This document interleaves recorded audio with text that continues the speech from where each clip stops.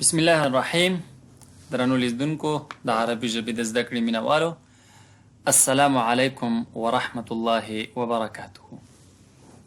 رسیدلی یو الوحدة السادسه په الکتاب العربیة بین یدیک، لومړی جلد، لومړی ټوک، شپږمې وحدې ته رسیدلی یو. شپږمه وحده کې به زموږ بحث په الصلات وي، لمونځ. الصلات پښتو کې ورته څه وایو؟ لمونځ. راځو د مونځ پورې چې کومه اړوند اصطلاحات دي په هغې به نن بحث کوو. موږ دا تجربه خو موږ او تاسې انشاءالله لرو چې په هر درس کې موږ حوار لرو. دا لومړی حوار دی. نو الحوار الاول انظر واستمع واعد. لومړی لولم بیا ورته غوږ شئ. أين تصلي الصلوات الخمس؟ أصلي الظهر والعصر والمغرب والعشاء في مسجد بلال. وأين تصلي الفجر؟ أصلي الفجر في البيت. لماذا تصلي الفجر في البيت؟ لا أسمع الأذان. هل تستيقظ متأخرا؟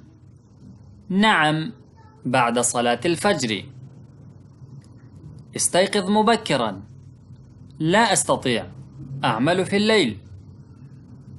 ضع المنبه بجانبك. هذه فكرة طيبة، جزاك الله خيرا. إن شاء الله ډیر نه خو یو 15% به لږ ډیر پرې پوه شوي یاستئ که نه په هل، نعم، لا، أسمع، الأذان، الفجر، البيت، په دې تصلي، دې شیانو باندې خو ان شاء الله ټول پوه شوي یاستئ، خو عمومي مفهوم به هم نه وي اخیستی. اوس راځو معنا ته. مصطفی او قصی په خپل منځ کې سره بحث کوي، خبرې کوي، او بحث یې په دې دی چې منځونه چیرته کوي، سبی منځ ته راجګېږي که نه راجګېږي. راځو د یو کلمې معنا هم کوم او د جملې معنا هم. اینا پوښتنه ده، چیرته. موږ پښتو کې وایو که نه، کوم ځای کې یا چیرته. اینا تصلي لمونځ کوي. تصلي لمونځ کوي، دا تا د تا لپاره ده. تصلي موږ مخکې په دې بحث کړی. یصلي هغه لمونځ کوي. اصلي زه لمونځ کوم. تصلي ته لمونځ کوي. الصلوات د صلات جمع ده. صلات لمونځ ته وایي او الصلوات لمونځونو ته وایي. دا ګوره الصلوات دی. الخمس پنځه. أين تصلي الصلوات الخمسة؟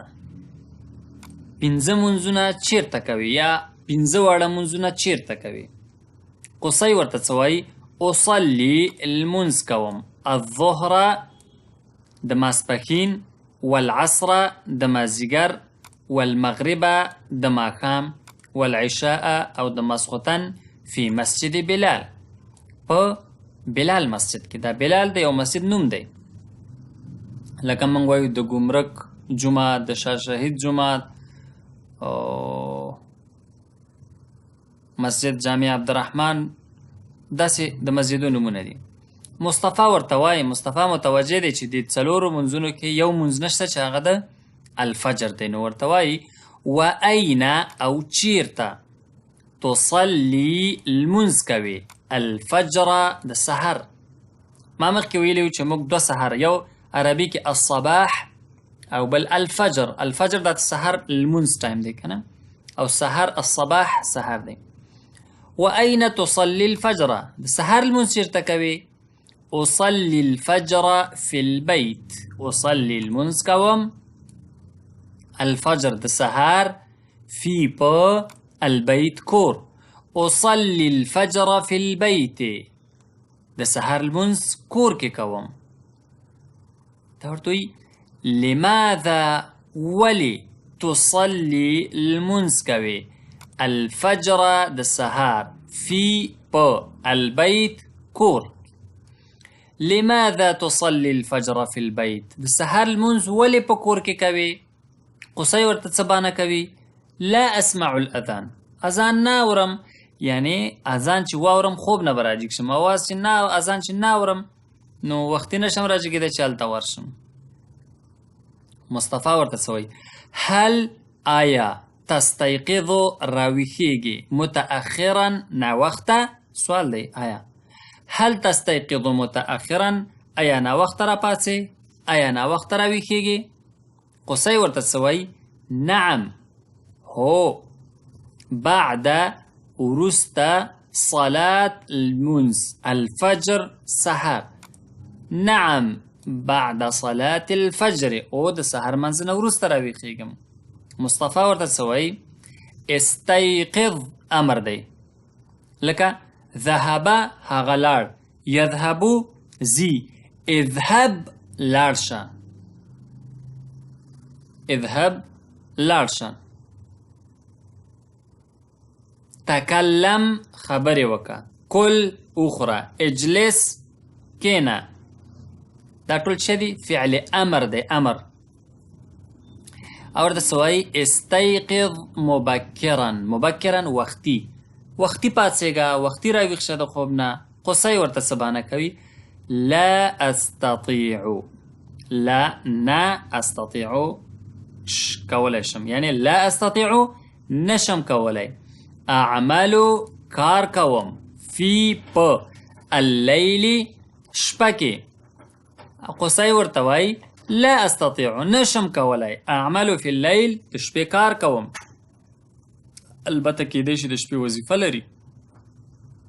مصطفی ورته څه وایي ضع، ضع امر دی ګوره، کیږده، ضع کیږده. المنبه الارم، انګلیش کې الارم ورته وایو، پښتو کې هم نه پوهېږم چې څه ورته وایو، خو موږ او تاسو خو په عامو اصطلاحاتو کې الارم ورته وایو.